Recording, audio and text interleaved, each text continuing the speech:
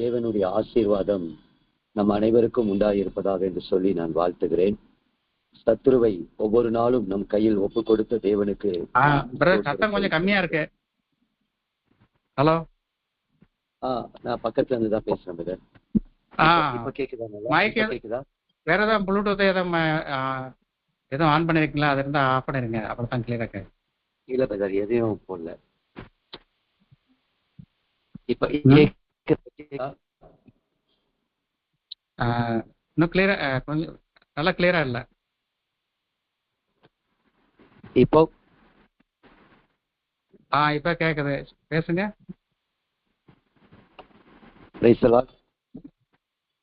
பரவாயில்ல.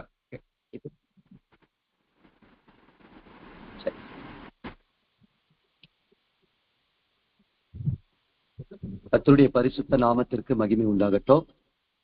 இந்த நாளிலும் நம்ம ஐஎஸ்பி பிரேயர் ஃபெலோஷிப் மூலமாக தேவனுடைய சமூகத்திலே மனத்தாழ்மையோடு அவரை துதிக்கவும், அவரை ஸ்தோத்தரிக்கவும், அவருடைய சமூகத்திலே நம்முடைய விண்ணப்பங்களை வேண்டுதல்களை வைக்கவும், இந்த நாளிலே அவருடைய கிருபையுள்ள வார்த்தைகளுக்கு நேராக நம்ம இருதயத்தை திருப்பவும் தேவன் நமக்கு பாராட்டி இருக்கிற கிருபைக்காக நான் கர்த்தரை ஸ்தோத்தரிக்கிறேன். மாதவகுமாரனுக்காக நன்றி, வில்லியம்ஸ் பிரதருக்காக நன்றி, மற்ற அனைத்து சகோதரர்களுக்காகவும் என் அன்பின் வாழ்த்துக்களை நான் தெரிவித்துக் கொள்கிறேன். இந்த நாளிலும் கூட இந்த இடத்துல நான் செய்தி கொடுக்கணும்னு சொல்லி எனக்கு சொன்ன உடனே எனக்கு ஆவியில ஏவப்பட்டு நான் என் இருதயத்துல போட்ட ஒரு வார்த்தை, யாத்திராகம புஸ்தகம் 2ஆம் அதிகாரம் 1-3 வசனங்கள். யாராவது வாசிங்க.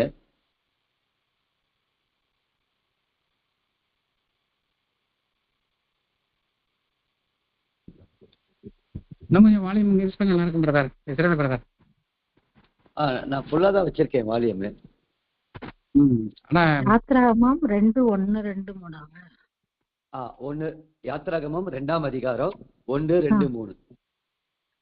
லேவியின் குடும்பத்தாரில் ஒருவன் லேவியின் குமாரத்திகளில் ஒருத்தியை விவாகம் பண்ணினான்.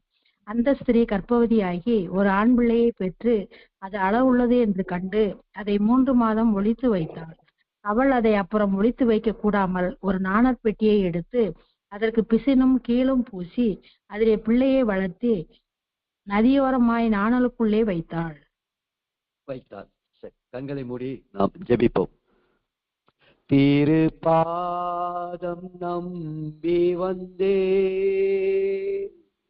கிருபை நீரை இயேசுவே, தமதன்பை கண்டடைந்தே, தேவ சமூகத்திலே தமதன்பை கண்டடைந்தோ, தேவ சமூகத்திலே. அன்பின் நல்ல பரலோக பிதாவே, கிருபையாய் நீ கொடுத்திருக்கிற இந்த நல்ல ஐக்கியத்துக்காக இயேசுவின் நாமத்தினாலே நன்றி செலுத்துகிறோம். உம்முடைய விலை மதிக்க முடியாத அப்பத்தை நாங்கள் ஆண்டவரே இந்த நாளிலே பருகும்படி, புசிக்கும்படி, ஆண்டவரே அப்பா அந்த தாகத்தை தீர்க்கும்படி, ஆண்டவரே உடைய வார்த்தை என்கிற அப்பத்தினால் எங்களை திருப்தியாக்கும்படி, எங்கள் ஆண்டவரே குடல்கள் நிரம்பும்படி, எங்கள் இருதயங்கள் மகிழும்படி, எங்களை நாங்கள் சோதித்தறியும்படி, எங்களை நாங்கள் உணரும்படியாக கர்த்தருடைய வார்த்தை அக்கினியாய், கர்த்தருடைய வார்த்தை சம்பட்டியாய், கர்த்தருடைய வார்த்தை பட்டயமாய் ஆண்டவரே எங்களுக்குள் ஊடுருவ வேண்டி தேவனுடைய ஆவியானவர் இப்போது இந்த வார்த்தையை ஆண்டவரே இங்க கூடியிருக்கிற எங்களோடு கூட நீர் பேச போகிறதற்காக உம்முடைய ஜீவன் நதி ஆண்டவரே, ஆட்டுக்குட்டியானவரும் சிங்காசனமும் இருக்கிற இடத்திலிருந்து புறப்பட்டது என்று எழுதியிருக்கிறபடி அப்பா, அந்த ஜீவ நதி ஆண்டவரே எங்களை ஜீவ விருட்சத்துக்கு நேராக நடத்தட்டும். அந்த ஜீவ நதி எங்களை ஆரோக்கியப்படுத்தட்டும் ஆண்டவரே. அந்த ஜீவ நதி எங்களை இன்னும் ஊழியத்துல அனல் உள்ளவர்களாய் மாற்றட்டும் ஆண்டவரே. அடியனை நீர் மறைத்து தேவனுடைய ஆவியானவர் ஆண்டவரை வெளிப்படும்படி நான் சிறுகவும் நீர் பெருகவும் உடைய கரத்தில் ஒப்புக் கொடுக்கிறேன். நீர் பேசும் ஆண்டவரே, நாங்கள் கேட்கிறோம். இயேசுவின் மூலம் ஜெபிக்கிறோம் நல்ல பிதாவே, ஆமென், ஆமென். அருமையான இந்த வேத பகுதி நம்ம எல்லாருக்கும் பரிச்சயமான ஒரு வேத பகுதி. அடிமைத்தனத்திலிருந்து ஒரு மீட்பை கொடுக்க தேவன் கொடுத்திருக்கிற ஒரு பெரிய திட்டத்தை நாம் இந்த யாத்திராகமத்துல 1-2 நம்ம வாசிச்சுட்டே வருவோம். மீட்பின் ஒரு பயணம், அதே போல பரலோகத்தை நோக்கின ஒரு பயணம் என்று கூட நம்ம சொல்லலாம். இந்த சூழ்நிலையை நான் சொல்லி இதுல இருந்து ஒரு காரியத்தை இன்னைக்கு நான் சொல்றேன். இந்த இடத்துல நான் சொல்லக்கூடிய தியானத்துடைய தலைப்பு என்னவென்று சொன்னால் நாணல் பெட்டி. இந்த நாணல் பெட்டியை குறித்து தான் இன்னைக்கு நான் ஒரு தியானத்தை உங்களுக்கு முன்பாக கொடுக்க என் ஆண்டவர் இருதயத்துல கொடுத்திருக்கிறார். அதனால நீங்க யாராவது நோட்ஸ் எடுக்கணும்னா எடுத்துக்கோங்க. ஏன்னா இந்த செய்தி நம்ம கொஞ்சம் டீப்பா இருக்கும். அது நம்ம வாழ்க்கைக்கு, ஆவிக்குரிய வாழ்க்கைக்கு பிரயோஜனமா இருக்கும்.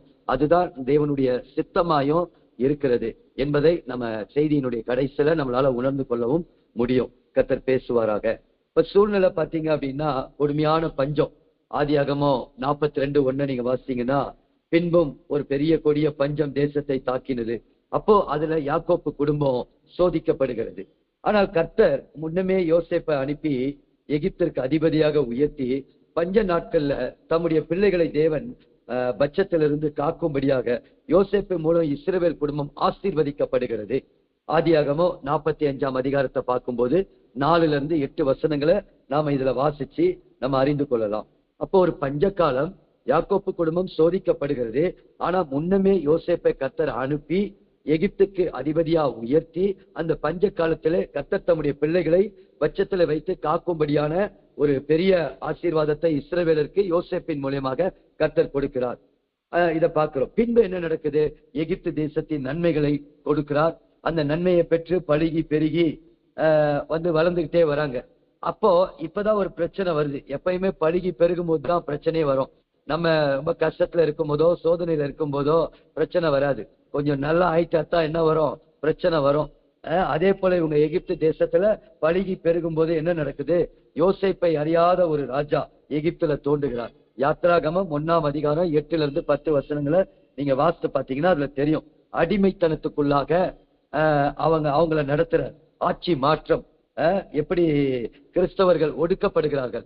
ஆட்சி மாற்றம் வரும்போது இன்னைக்கு எப்படி நம்மளுடைய மேலிடத்துல சென்ட்ரல் ஆட்சி மாறும்போது இன்னைக்கு நார்த் இந்தியால எப்படியெல்லாம் கிறிஸ்தவர்கள் ஒடுக்கப்பட்டார்களோ அதுக்கு ஒரு ஒப்புமையா இஸ்ரவேல் ஜனங்களும் அங்கு அவர்கள் பழுகி பெறுகிறதை பார்த்த உடனே ஒரு பெரிய ஒடுக்குதல் உண்டாகுது, ஆட்சி மாற்றம். அப்ப அந்த நேரத்துல தான் நடக்குது. இஸ்ரவேலர்கள் கூக்குரல் கொடுக்கிறார்கள். இஸ்ரவேலர்களுடைய கூக்குரலை தேவன் காண்கிறார். யாத்ராகமம் 1:7 நீங்க வாசித்து பாத்தீங்கன்னா அந்த இடத்துல நமக்கு அந்த வார்த்தை வருது. நான் அதை வாசிக்கிறேன் அந்த வார்த்தைய. யாத்ராகமம் 1:7 3:7. அப்பொழுது கர்த்தர், எகிப்தில் இருக்கிற என் ஜனங்கள் உபத்திரவத்தை நான் பார்த்து ஆலோட்டிகளின் நிமித்தம் அவர்கள் இடுகிற கூக்குரலை கேட்டேன். அவர்கள் படுகிற வேதனைகளை அறிந்திருக்கிறேன். அப்போ நம்ம ஆண்டவர் கூக்குரலை கேட்கிறவர், நம்ம ஆண்டவர் வேதனைகளை அறிகிறவர். உடனே ஆண்டவர் என்ன செய்கிறார்? அங்க அவர்களுடைய கூக்குரல்களையும் வேதனைகளையும் பார்த்து அவர் இறங்குகிற ஆண்டவராய் இருக்கிறார். அப்ப பாருங்க, அந்த இடத்துல ஒரு மீட்பு திட்டத்தை நிறைவேற்றுகிறார். இததான் நம்ம வாசிச்சோம். என்னன்னா, லேவி கோத்திரத்துல, லேவி குடும்பத்துல, ஒரு குடும்பத்துல இருந்து அழகாக ஒரு குழந்தை பிறக்கிறது. அப்ப மீட்பின் திட்டத்தை நிறைவேற்ற இறங்குகிறார். அப்ப ஒரு தைரியம் உள்ள ஒரு தாய் அந்த இடத்துல நம்ம பார்க்கலாம். ஒரு தியானம், தாயுடைய தைரியம், அதை கூட பார்க்கலாம். ஆனா இது நம்மளுடைய தியானம் இல்ல, தாயுடைய ஒரு தைரியம். அந்த தைரியம் பாருங்க, அன்னைக்கு எப்படிப்பட்ட ஒரு காரியம் இருந்தது? 2 வயதுக்குட்பட்ட ஆண் பிள்ளைகளை எல்லாம் கொல்லணும் அப்படின்னு சொல்லி இஸ்ரவேலருக்கு விரோதமாக எபிரேய மருத்துவச்சிகளை எழுப்பி விட்டு அந்த பிள்ளையை கொன்று விடணும்னு ஏற்பட்டாங்க. ஆனா அந்த மருத்துவச்சிகள் தேவனுக்கு பயந்தது நிமித்தமாக, அப்படிப்பட்ட பாதகத்தை செய்யாதது நிமித்தமாக இன்னைக்கும் அந்த மருத்துவ துறையில இன்னைக்கு மருத்துவ படிச்சவங்க எல்லாம் ஆசீர்வதிக்கப்படுகிறாங்கன்னா சர்வ வல்லமை உள்ள தேவனுடைய வார்த்தை சொல்லப்பட்டு இருக்கிறது. அவர்களை கர்த்தர் தலைக்க பண்ணினார் என்று சொல்லப்பட்டு இருக்கிறது. ஏன்னா கர்த்தருக்கு விரோதமான காரியத்தை மருத்துவர்கள் செயல்பட முடியல. எங்க ஏரியால ஒரு ஹாஸ்பிட்டல் இருக்கு. அங்கு கர்த்தருடைய வார்த்தை என்ன சொல்லப்பட்டிருக்கு? மனுக்குலத்தை குறித்து பழுகி பெருகணும்னு சொல்லியிருக்கு. ஆனா அந்த ஹாஸ்பிட்டல்ல என்ன நடந்தது தெரியுமா? ஒரு கிறிஸ்தவ ஹாஸ்பிட்டல்ல அங்கு அபார்ஷன் நிறைய பண்ணி காசுக்காக அபார்ஷன் பண்ணது நிமித்தம் இன்னைக்கு அந்த ஆஸ்பத்திரி வறண்ட நிலமா மாறி போச்சு, வனாந்தரமா மாறி போச்சு. ஆனா கர்த்தருக்கு பயந்து ஒரு காரியத்தை செயல்படும் போது நான் நிச்சயமா சொல்லுவேன், நாம தலைக்க பண்ணுவோம். அப்படிப்பட்ட ஒரு நேரத்துல தான், ஒரு கொலை பாதகமான ஒரு நேரத்துல அரசாங்க சட்டம் 2 வயதுக்குட்பட்ட அந்த பார்வோன் அந்த எகிப்து தேசத்துல இஸ்ரவேலர் பிறக்கிற குழந்தைகள் எல்லாம் அழித்தணும், நதியில போட்டுடணும் அப்படின்னு சொல்லக்கூடிய ஒரு காரியம். இயேசு கிறிஸ்து பிறக்கும் போது கூட இதே காரியத்தை அதே ஆவி அதே அரசாங்கத்தின் வழியாக அது செயல்படுகிறதை பார்க்கிறோம். ஆனா கர்த்தருடைய வார்த்தை சொல்லுகிறது, சர்வ வல்லமையுள்ள வார்த்தை சொல்லுகிறது, அவர்கள் பலுகி பெருகினார்கள். எவ்வளவு ஒடுக்கினார்களோ அவர்கள் பலுகி பெருகுவார்கள். ஏன்னா இது அல்மைட்டி சர்வ வல்லமை உள்ள தேவனுடைய வாயிலிருந்து புறப்பட்ட வார்த்தை. மனுக்குலத்தை யாராலையும் அழிக்கவே முடியாது, தேவ பிள்ளைகளை யாராலையும் அழிக்கவே முடியாது, ஒரு கிறிஸ்தவனை, உண்மை கிறிஸ்தவனை, சபையை யாராலையும் அழிக்கவே முடியாது. அப்ப அந்த இடத்துல ஒரு மீட்பின் திட்டம் தேவைப்படுகிறது. அப்ப அங்க என்ன நடக்குது? 3 மாதம் ஒழித்து வைத்து நம்ம வாசிக்கிறோம். அந்த பகுதியில 3ஆம் வசனத்தை நான் வாசிக்கிறேன். அவள் இல்ல சகோதரி வாசிங்களா, அந்த 3வது வசனத்தை மட்டும் வாசிக்க. யாத்ராகமம் 2:3. அவள் அதை அப்புறம் ஒளித்து வைக்க கூடாமல் ஒரு நாணற் பெட்டியை எடுத்து அதற்கு பிசினும் கீழும் பூசி அதிலே பிள்ளையை வளர்த்தி நதியோரமாய் நாணலுக்குள்ளே வைத்தாள். நாணலுக்குள்ளே வைத்தாள். இப்ப இந்த நாணல் பெட்டியை குறித்து தான் பார்க்க போறோம். இதோடைய ஆவிக்குரிய வெளிப்பாடு என்ன நம்ம தியானிக்க போறோம். இப்ப இக்கால கட்டத்துல தான் இந்த மோசமான சூழ்நிலையில தான் இஸ்ரவேலை மீட்பதற்காக ஒரு இரட்சகர் பிறக்கிறார். அது லேவி கோத்திரத்துல பிறக்கிறார். அது அழகுள்ள குழந்தை, அது மோசே என்று நம்ம பார்க்கிறோம். எனக்கு அன்பானவர்களே, அப்போ அந்த நாணல் பெட்டியை குறித்துதான் இன்னைக்கு நம்ம தியானிக்க போகிறோம். சரி, நம்ம பார்க்கலாம். இப்போ நாணல் பெட்டி உருவாகிற விதம் அததான் இங்க நம்ம பார்த்தோம். அந்த நாணல் பெட்டி என்ன செய்யறாங்க? ஒரு நாணல் பெட்டியை எடுத்து அதற்கு பிசினும் கீழும் பூசி அது பிள்ளையை வளர்த்தி நதியோரத்துமாய் நாணலுக்குள்ளே வைத்தாள் என்று சொல்லி அது மறுபடியும் அந்த ஜலத்திலே விடப்பட்டு அது அரண்மனையை நோக்கி ஒரு பயணம் செல்கிறது. இப்ப இதைதான் நம்ம ஒண்ணா பார்க்க போறோம்.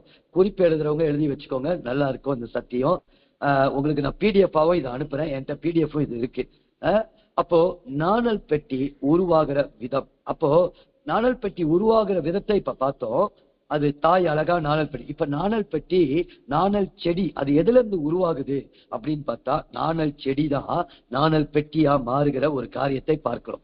அப்ப நாணல் செடி வளர்ற இடம் என்ன அப்படின்னு பார்க்கும்போது யோபு 8ஆம் அதிகாரம் 11ஆம் வசனத்துல அந்த நாணல் செடியை குறித்து போட்டிருக்கு. பைபிள் இருக்கிறவங்க எடுத்தவங்க சகோதரி வாசிங்க, யாராவது ஒருத்தர். யோபு 8:11.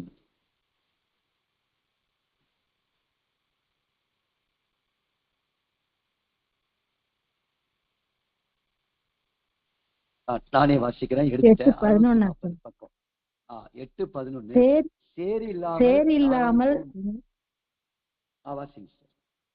சேரில்லாமல் நாணல் ஓங்கி வளருமோ, தண்ணீர் இல்லாமல் கோரைப்புல் முளைக்குமோ. அப்ப நாணல் செடி வளர்ற இடம் உளையான சேரு. அப்ப உளையான சேரு. அப்போ நாணல் பெட்டி கீழ், அந்த நாணல் செடிக்கு கீழ் வளரும் மிருகம், ஒரு மிருகம் இருக்கு. அதை நம்ம பார்க்கலாம். யோபு 40ஆம் அதிகாரம் 21வது வசனத்தை வாசி. அந்த நாணல் செடி கீழ், நாணல் செடி வளர்ற இடம் சேரு, உளையான சேற்றுல வளர்ந்து அந்த நாணல் செடி கீழ் வளருது. அது கீழே ஒரு மிருகம் இருக்கு. அது வாசிங்க யாராவது. அது தரையிலே தாளடித்து 40:21.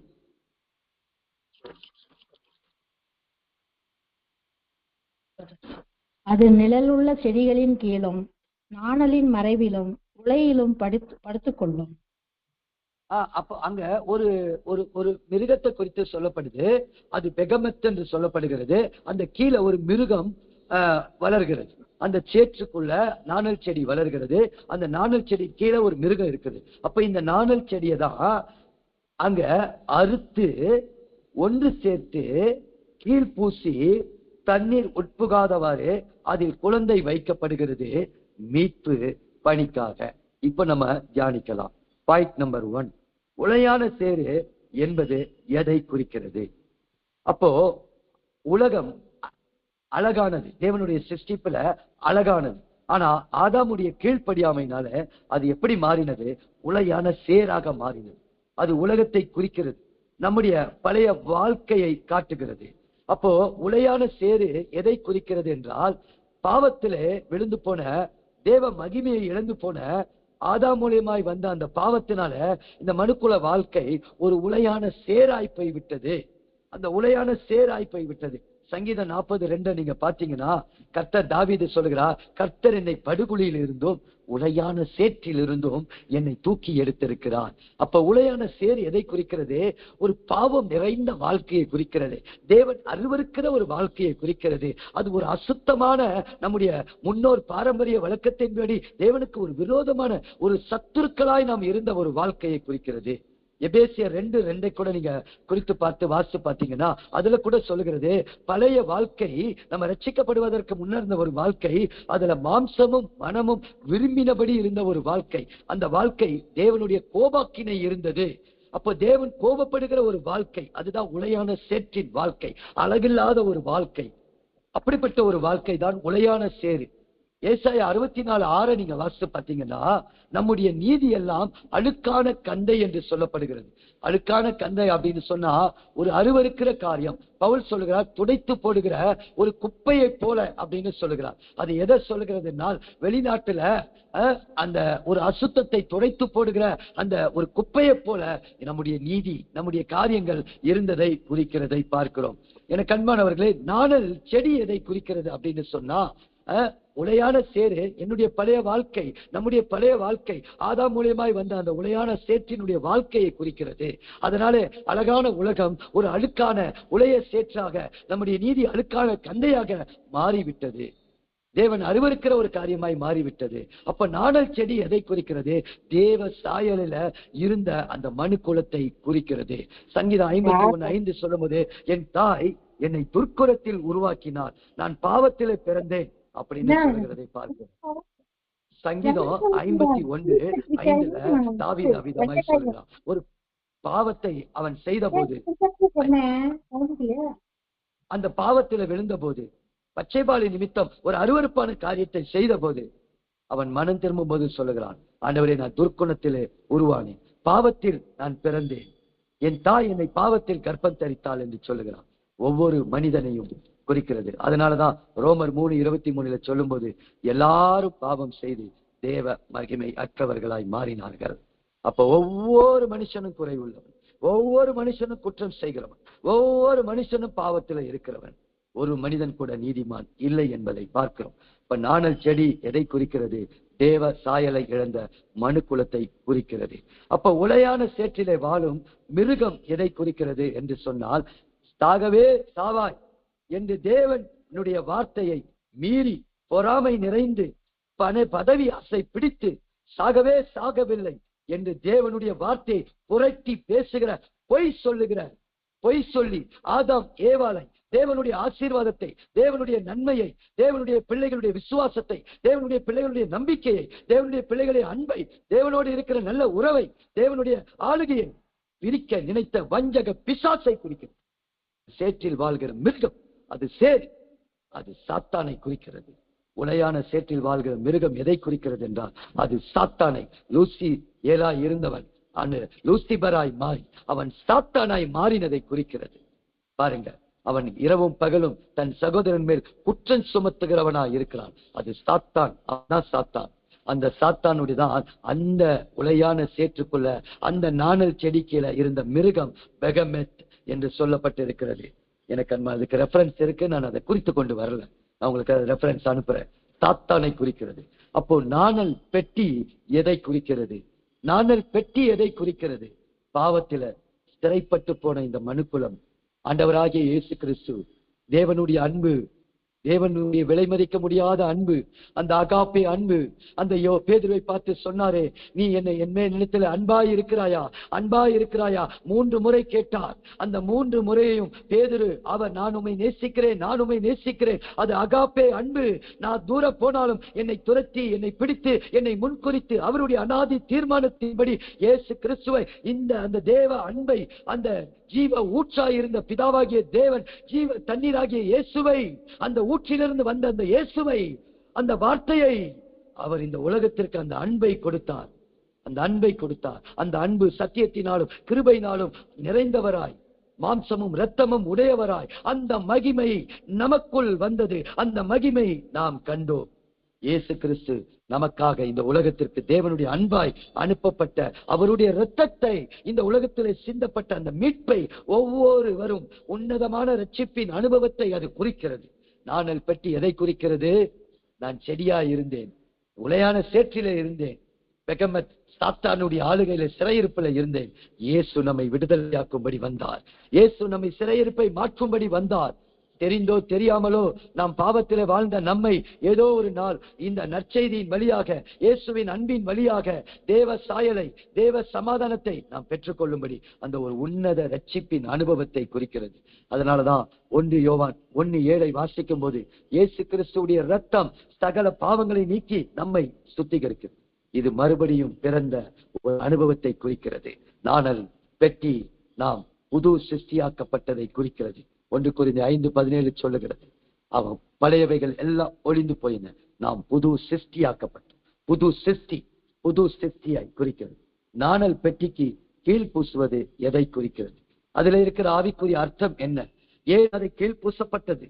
புது சிருஷ்டியான ஆவியில பிறந்த தேவன பிள்ளைகள் மறுபடியும் பிசாசினாலே, மறுபடியும் உலகத்தாலே கரைப்படாதபடி, பழைய வாழ்க்கையில விழுந்து விடாதபடி, விசுவாசத்தை மறுதளித்து விடாதபடி, தேவன் மேல இருக்கிற நம்பிக்கையை அற்று போகாதபடி, தேவன் மேல இருக்கிற அன்பு விட்டு விடாதபடி, இச்சையிலே மோசம் போகாதபடி, உலகத்தின் மாம்சத்தின் இச்சை, கண்களின் இச்சை, ஜீவனத்தின் பெருமையிலே விழுந்து போகாதபடி, தேவனால் தெரிந்து கொள்ளப்பட்ட சபைக்கு தேவன் தேற்றவாளனை, சத்திய தேற்றவாளனை, என்னாலும் நம்மோடு கூட இருக்கிற தேற்றவாளனை, திக்கற்றவர்களாய் விடமாட்டேன் என்று சொன்னவர், அந்த சத்திய ஆவியாகிய தேற்றவாளனை அவர் ஜீவ நதியாய் நமக்கு கொடுத்திருக்கிறார்.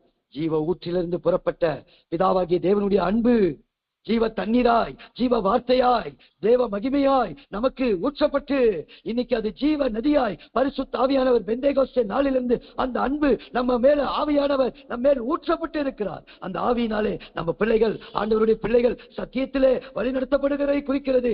ஆவியானவருடைய நாம் கர்த்தருடைய போதனத்திலே நடத்துவதை குறிக்கிறது. ஆவியானவரே ஆவியின் சிந்தையிலே நடக்கிறதை குறிக்கிறது. ஆவியானவராலே நாம் உலகத்தாலே கரைப்பட்டு அசுத்தப்பட்டு நாம் அழிந்து போகாதபடி அந்த ஆவியானவர் நம்மளை தேற்றி, நமக்காக வழக்காடி, நமக்காக போதித்து நம்மளை கர்த்தருக்குள்ளாக நடத்துகிறதை குறிக்கிறது.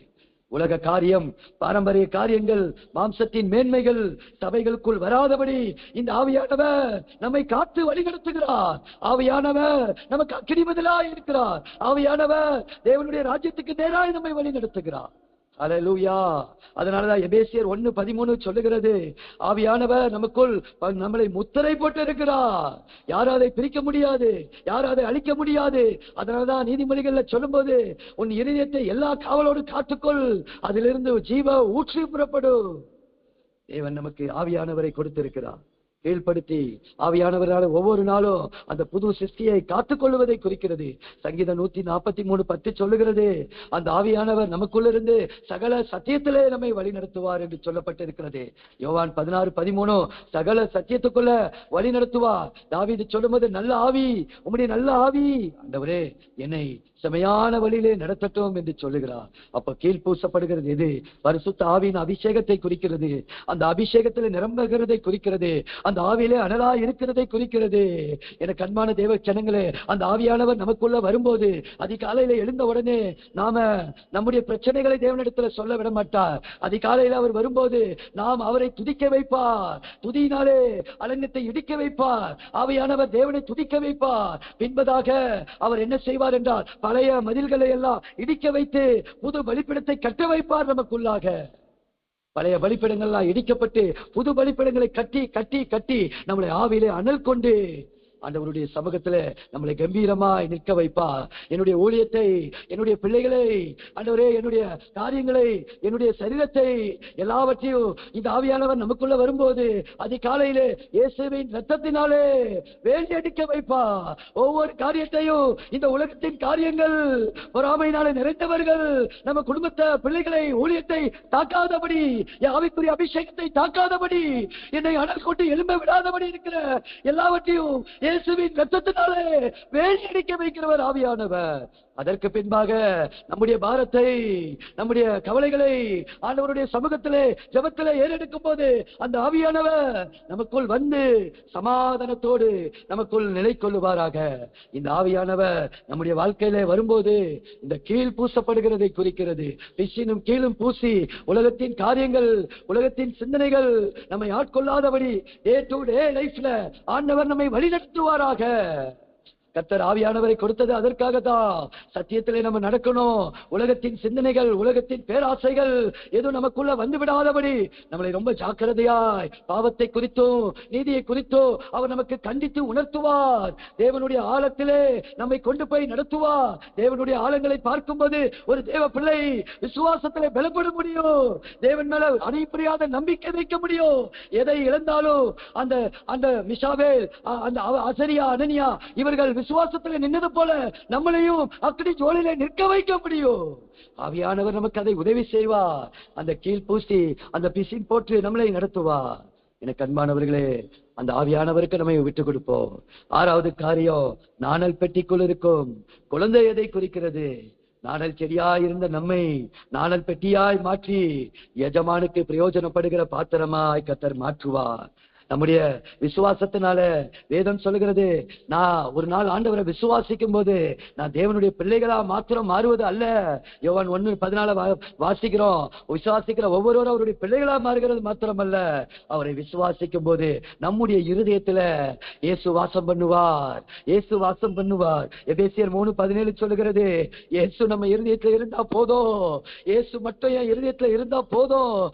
ஆமா, ஆமீன் சொல்றவங்க, இயேசுப்பா என் இருதயத்தை நீங்க நிறைவா வாங்கப்பா, நீங்க மட்டும் எனக்கு போதும்னு சொல்லுறவங்க, ஆண்டவரே கரங்களை உயர்த்தி இருக்கிற இடத்துல ஆண்டவரை ஸ்தோத்தரிங்க, ஆண்டவரை உயர்த்துங்க, அவருக்கு அல்லேலூயா சொல்லுங்க, அவர் ஆமீன் சொல்லுங்க. கர்த்தர் இப்போது ஒரு அக்கினி முதல்ல போடுகிறார். இருதயத்துல இருக்கிறது இயேசுவை குறிக்கிறது. இயேசுவை குறிக்கிறது. மோசே திவ்ய சௌந்தரியம் உள்ளவர், இயேசு திவ்ய சுவாபம் நிறைந்தவராய் வந்தார்.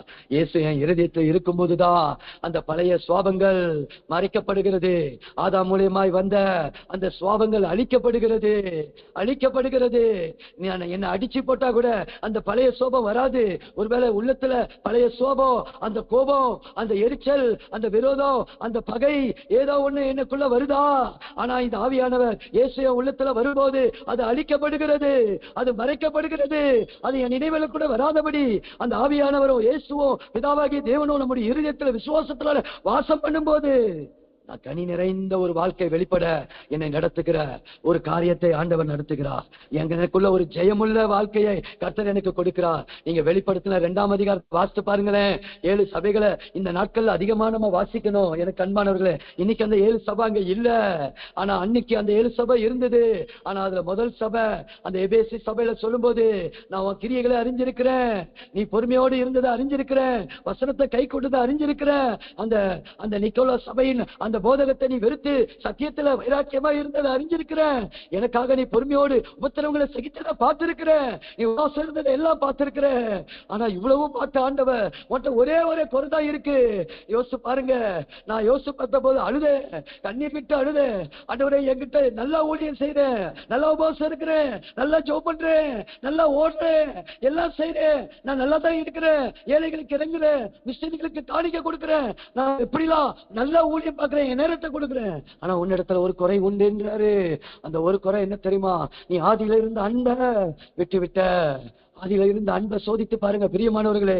இயேசு நமக்குள்ள வரும்போது, நம்முடைய இருதயத்துல வரும்போது, அவர் ஆரம்பத்துல கொண்டிருந்த அன்பை கடைசி வரைக்கும் அவர் விடாது இருந்தார் என்று வேதவசனம் நமக்கு சொல்லுகிறது. யோவான் புத்தகத்துல யோவான் அந்த அன்பை வெளிப்படுத்துகிறார். யோவான் அந்த அன்பை வெளிப்படுத்துகிறார். நாமளும் இன்னைக்கு அந்த ஆதி அன்புல நடக்கும்போது, நம்ம இருதயத்துல இருக்கும்போது இயேசு பிசாசுடைய தந்திரங்களை வெளிப்படுத்துவார். இயேசு நமக்கு நம்ம பிள்ளைகளுடைய மறைப்பொருள்களை வெளிப்படுத்துவார். அதனாலதான் வெளிப்படுத்தல் 1:1 நீங்க வாசித்து பாருங்களேன். அந்த மறைப்பொருள்களை வெளிப்படுத்தும்படி அவர் தம்முடைய தூதனை அனுப்பினார். அவர் நமக்கு வெளிப்படுத்துவார், நமக்கு வெளிப்படுத்துவார், நமக்கு வெளிப்படுவார். எனக்கு அன்பார்கள் அந்த ஆதி அன்பை இந்த நாட்களில் நம்ம புதுப்பிக்கணும். நம்ம அந்த விசுவாசத்தை நம்ம காத்துக்கொள்ளணும். நம்ம கேட்கணும் ஆண்டவர்கிட்ட, என் பழைய பலிப்பிடத்தை நான் எடுத்து போடணும் ஆண்டவரே. அப்பதான் புது பலிப்பிடத்தை கட்ட முடியும். அப்பதான் நம்ம வாய்க்கால்கள், நம்ம இருதயம் நம்ம ஆண்டவருடைய ஆவினால அக்கினினால நிரப்பப்பட்டு நம்ம தேவ சுத்தத்துக்கு நேரா நம்முடைய பயணம் கடந்து போக தேவன் நடத்துவார். ஏழாவது காரியம், ஏழாவது பாயிண்ட், கடைசியா காரியம் பாருங்க. நாணல் பெட்டி மறுபடியும் அழகாக்கப்பட்டு அது மறுபடியும் விடப்படுகிற இடம் என்ன தெரியுமா? ஒரு பயணம் போகுது. அந்த பயணம் எதை தெரியுமா? எந்த உலகத்திலிருந்து நம்ம பிரித்து எடுத்தாரோ அதே உலகத்துக்கு ஆண்டவர் நம்மளை நற்செய்தி செய்தி அறிவிக்க குறிக்கிறது.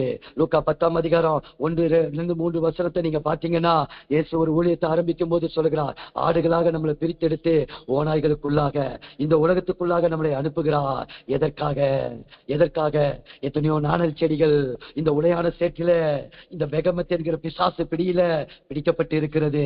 அவர்கள் நம்முடைய இந்த விசுவாச பயணம், நம்ம போகிற பாதையில அந்த நீதியை பிரசங்கித்துக் கொண்டு அந்த சுவிசேஷத்தின் வழி, அது பரலோகத்தின் வழி, எப்படி அந்த மோசையுடைய அந்த நாணல் பட்டி அரண்மனையை நோக்கி போனதோ, இன்னைக்கு நம்மளும் இந்த உலகத்துல நம்ம இருந்தாலும் நம்முடைய வாழ்க்கை அரண்மனை பரலோக வாழ்க்கையை நோக்கி, அந்த பரம எருசலேமை நோக்கி, அந்த மகாராஜா தங்கி இருக்கிற அந்த சிங்காசனத்தை நோக்கி, அந்த சீயோனை நோக்கி நம்முடைய பயணம் போய்கொண்டு இருக்கும் என்று சொன்னார். இந்த ரட்சிப்பை நாம் ஜனங்களுக்குள்ளே, ஜாதிகளுக்குள்ளே நாம பிரசித்தப்படுத்த வேண்டும். அந்த பாரம் நமக்கு வர வேண்டும். ஆத்தும பாரம் நமக்கு வர வேண்டும். நெகேமியாவுக்கு ஒரு பாரத்தை ஆண்டவர் கொடுத்தார். இந்த மாதிரி அலங்கம் இடிக்கப்பட்டிருக்கு, தீக்கரையாக்கப்பட்டிருக்குன்னு சொன்ன உடனே அவன் தன்னை தாழ்த்தினா, தன்னை குடும்பத்தை ஒப்பு கொடுத்தான்.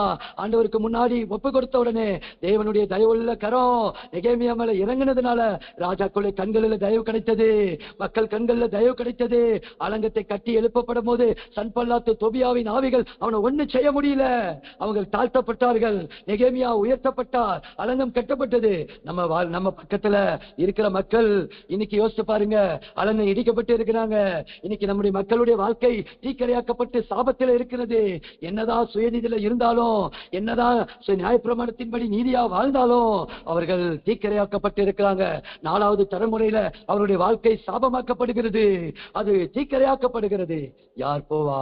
யார் அந்த பயணத்துல இயேசு குறித்து சொல்ல முடியும்? எனக்கு அன்பானவர்களே, இன்னைக்கு நம்ம தான் அவங்கள போய் சுவிசேஷ பணியை நம்ம கொடுக்க முடியும்.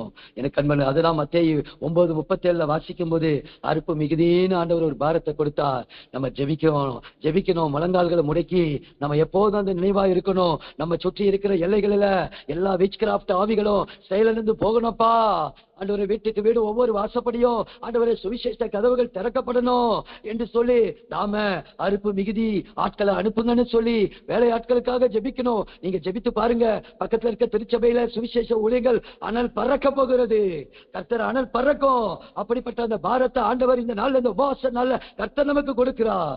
அதே போல மார்க் 16:16 உலகம் எங்கு போய் சுவிசேஷத்தை சொல்லுங்க. அந்த தரிசனத்தை இழந்துடக்கூடாது. ஒருவேளை நாம போய் உலகத்துல சொல்ல முடியலனாலும் இன்னைக்கு அந்த தரிசனத்தோடு செயல்படுகிற அந்த ஊழியங்களோடு உங்களை இணைத்துக் கொண்டு அந்த தரிசனத்தோடு இணைத்துக் கொள்ளணும். தாவீது ஒரு இடத்துல சொல்லுகிறார், சங்கீத இடத்துல, என்னோடு கூட தரிசனத்தோடு இணைந்து கொள்ளுகிறவர்களை கர்த்தர் ஆதரிப்பாராக. அப்படி தரிசனத்தோடு இருக்கணும். இன்னைக்கு அந்த தரிசனத்தை நம்ம இழந்து போக கூடாது. மிஷனரி பாரம் நமக்குள்ள இருக்கணும், ஆத்தும பாரம் இருக்கணும். நேபாளல போய் என்ன சொல்ல முடியாது, பூட்டான்ல போய் என்னால சொல்ல முடியாது, ஜார்க்கண்ட்ல போய் என்னால சொல்ல முடியாது, உத்தரப்பிரதேசத்துல போய் என்னால சொல்ல முடியாது. ஆனா இன்னைக்கு நான் கீழ்பூசப்பட்டு நான் ஒரு விசுவாச பயணம் எனக்கு கொடுக்கப்பட்டிருக்கு. அந்த தரிசனம் புறப்பட்டு போகணும். ஆண்டவருக்காக அக்கம் பக்கத்துல இருக்கிறவங்களுக்கு நம்ம எப்படி ஆகல ஆண்டவரை குறித்து சொல்லும்படி நம்ம ஜெபத்தோடு பிரயாசப்படணும். நம்ம வீட்டை திறந்து கொடுக்கணும். எனக்கு அன்பர்களே, ரோமர் 15:10 சொல்லுகிறது, அறியப்படாத இடத்தில் சுவிசேஷத்தை அறிவிக்க நான் நாடுகிறேன். நம்ம கம்ஃபர்ட் ஜோன்ல போய் சுவிசேஷத்தை சொல்லக்கூடாது. கம்ஃபர்ட் ஜோன்ல இருந்து நம்ம சொல்லக்கூடாது. அறியப்படாத இடத்துக்கு உபவாசத்தோடு, கண்ணீரோடு, எல்லா பிசாசின் வல்லமைகளையும் கட்டி, பலவானை முந்தி கட்டி உள்ளே போய், ஆண்டவரே இதுவே கிராமம், இந்த கிராமத்துக்கு போங்க, அங்கு கழுதையால ஒரு கழுதை கட்டப்பட்டிருக்கும், அந்த கட்டப்பட்ட கழுதையை போய் கட்ட விழுங்க, அது ஆண்டவருக்கு தேவை என்று சொல்லுங்க. அதை கொண்டு வந்து ஆண்டவருக்கு கொடுங்க. பாடு இருக்கும், கஷ்டம் இருக்கும். பெத்லகேம்ல இருக்கிற அந்த கிணற்றண்டை தண்ணி தான் வேணும்னு சொல்லி தாவீதுடைய பராக்கிரமசாலிகள் பெலிஸ்தியர்கள் கூடி நிற்கும் போது அவங்க அரண் போட்டு இருந்த போது தாவீதுடைய பராக்கிரமசாலிகள் உள்ள போய் 1 சாமுவேல்ல நம்ம இதை வாசிக்கிறோம். உள்ள போய் அந்த தண்ணீரை கொண்டு வந்த போது தாவீது அதை குடிக்க மனமில்ல, அதை கர்த்தருக்காக ஊற்றினான். இது சுவிசேஷம். பெலிஸ்தியர்கள் நம்மளை அச்சுறுத்துவாங்க, பயமுறுத்துவாங்க. ஆனாலும் நம்ம உள்ள போய் இந்த தண்ணீரை கொண்டு வந்து நம்ம ஆண்டவருக்காக ஊற்றி விடணும். ஹல்லேலூயா. நாணல் பெட்டி கீழ்பூசப்படுகிறது.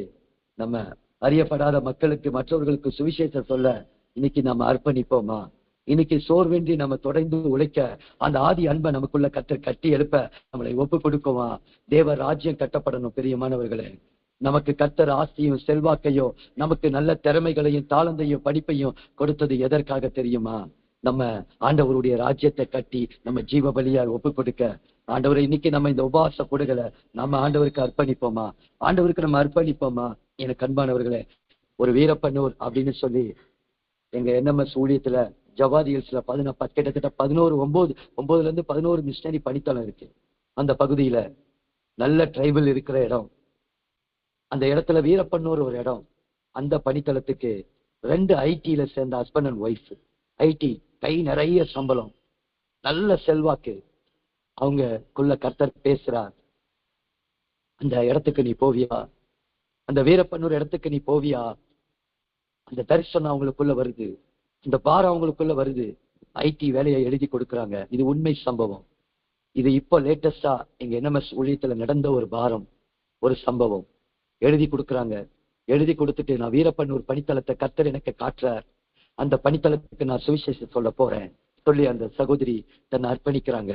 அவங்க பாட்டியும் நான் வீட்டுல சும்மா தான் இருக்கணும், நானும் அவங்களோட போயிறேன்னு சொல்லி அவங்க பாட்டியும் அர்ப்பணித்து போறாங்க. அவங்க ஹஸ்பண்ட் மட்டும் ஐடில ஒர்க் பண்றாரு. எவ்வளவு பெரிய எழுப்புதல் பாருங்க, எவ்வளவு பெரிய அர்ப்பணிப்பு பாருங்க.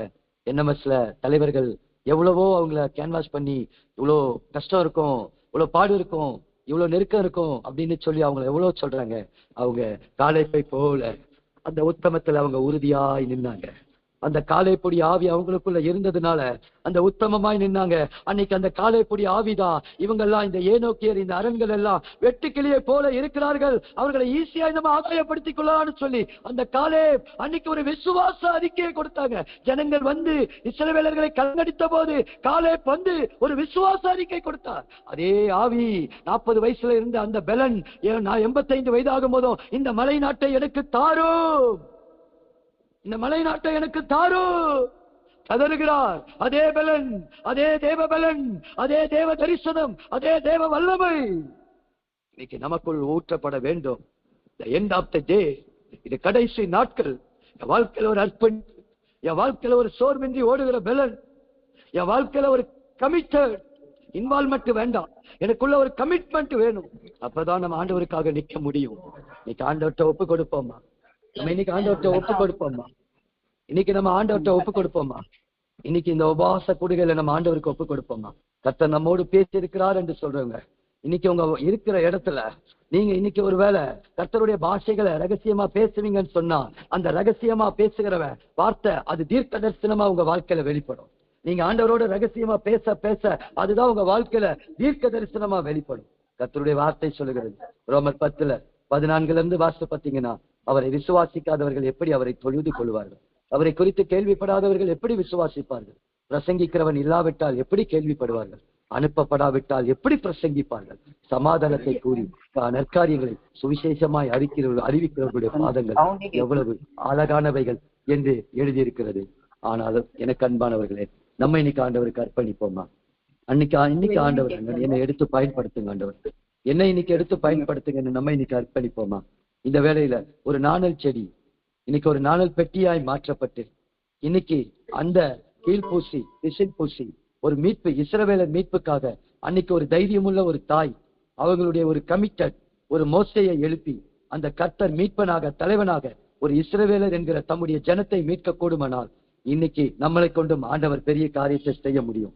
ஒருவேளை இன்னைக்கு ஆண்டவர் நமக்கு நல்ல வார்த்தையை உங்களுக்கு விசுவாசமா இருந்ததுன்னா, இன்னைக்குள்ள உங்களுக்குள்ள ஆவிக்குரிய அனல் கொழுந்து விட்டு எரிக்கும்னா, நான் இன்னைக்கு ஒரு வாக்குத்தத்தமா ஒரு வார்த்தையை கடைசியா சொல்லி நான் முடிக்கிறேன்.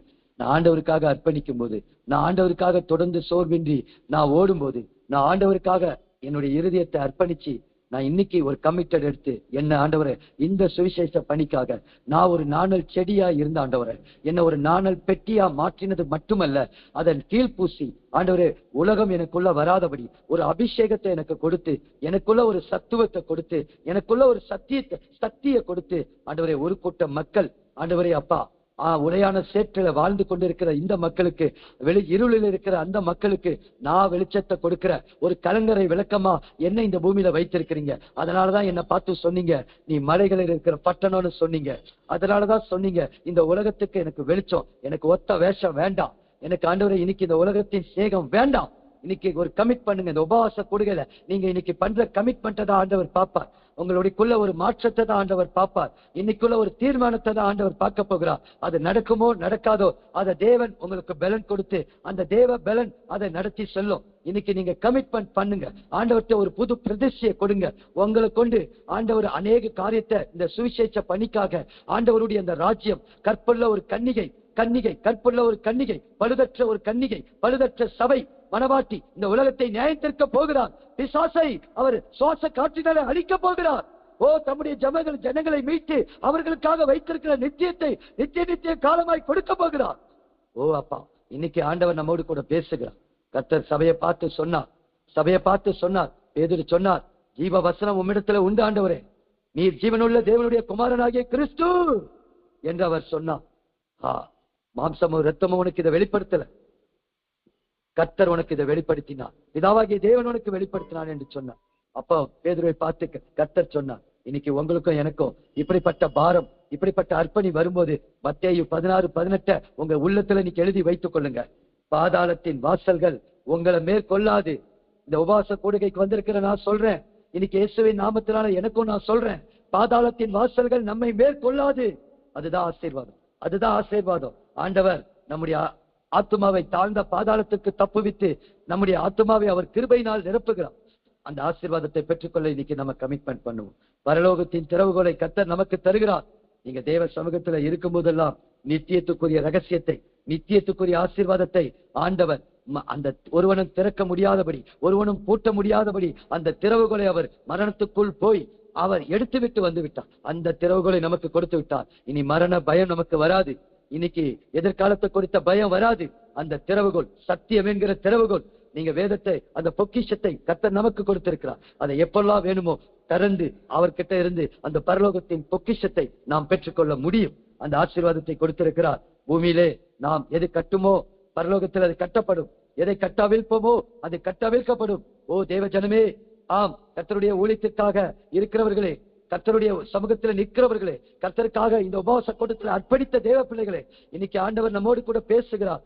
ஆளுகையை தருகிறார், ஒரு அத்தாரிட்டியை கொடுக்கிறார், அதிகாரத்தை தருகிறார். உங்களை அச்சுறுத்துகிற காரியங்கள், உங்களை பயமுறுத்துகிற காரியங்கள், உங்களை நெருக்க காரியங்கள் ஒன்றும் கலங்காதீங்க. நீங்க கட்டுனீங்கன்னா அது பரலோகத்துல கட்டும். நீங்க எதை கட்டவிழ்க்கிறீங்களோ அது கட்டவிழ்க்கப்படும். ஏதேனில் ஆதாமுக்கு கொடுத்த அதே மகிமை, அதே அதிகாரம், அதே ஆளுகை இப்போது இயேசுவின் நாமத்தினால் அவருடைய ஊழியக்காரராக இருக்கிற சர்வ சேனைகளே கர்த்தர் நமக்கு அதை கொடுக்கிறார். நம்முடைய ஐஎஸ்பி ஊழியத்துக்கு கர்த்தர் அதை கொடுக்கிறார். அந்த ஆவியானவர் இன்னும் தொடர்ந்து இந்த ஊழியத்தை பெருக செய்வாராக. நம்மால் அவருடைய வருகைக்குள்ளாக ஒரு கூட்ட ஆயத்தத்து குடும்பத்தை, நம்முடைய குடும்பத்தை நம்மை முதலாவது நாம் ஆயத்தப்படுத்துவோம். நம்முடைய குடும்பத்தை ஆயத்தப்படுத்துவோம். நம்மை சுற்றி இருக்கிற திருச்சபையை ஆயத்தப்படுத்துவோம். நம்மை சுற்றி இருக்கிற மக்களை நாம் ஆயத்தப்படுத்த இன்னைக்கு அவரு கரத்துல நாம் இன்னைக்கு ஒப்புக் கொடுப்போம். கர்த்தர் நம்மை ஆசீர்வதிப்பாராக, நம்மை பழுக பெருக செய்வாராக. கர்த்தருடைய ஆசீர்வாதம் நம் ஒவ்வொருவருடைய வீடுகளிலும் நிறைவாய் இருக்க இந்த வார்த்தையை தேவன் ஆசீர்வதித்து தரும்படி நான் வாழ்த்துகிறேன், ஆசீர்வதிக்கிறேன். இயேசுவின் மூலம் ஜெபிக்கிறேன் நல்ல பிதாவே, ஆமென்.